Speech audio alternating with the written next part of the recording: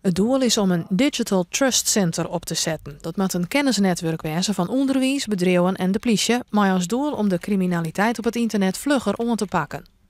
De afgelopen jaren zien we dat cybercriminaliteit toeneemt. We zien het in alle vormen, DDoS-aanvallen, maar ook hacken van gegevens.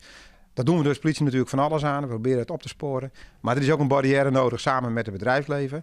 Die hebben ook kennis en expertise de afgelopen jaren opgebouwd. En het zou nog mooier zijn als zowel het bedrijfsleven, onderwijs als politie in heel Noord-Nederland de handen ineens slaan en daar proberen daar slachtofferschap te voorkomen bij onze burgers in het noorden. Het belang van een internetkennisplatform wordt alleen nog maar groter omdat de wereld in hoog tempo veroordeelt. Straks hebben we robots, die kun je hacken. Je hebt auto's die kunnen hacken. Dus je moet op een of andere manier meegaan in deze tijd. En de nieuwe toekomst is gewoon cyberveiligheid zo goed mogelijk organiseren.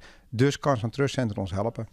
Nederland is bij de snelst groeiende digitale economieën. De politie hoopt daarom ook dat bedrijven haar gauw melden voor de gearwerking.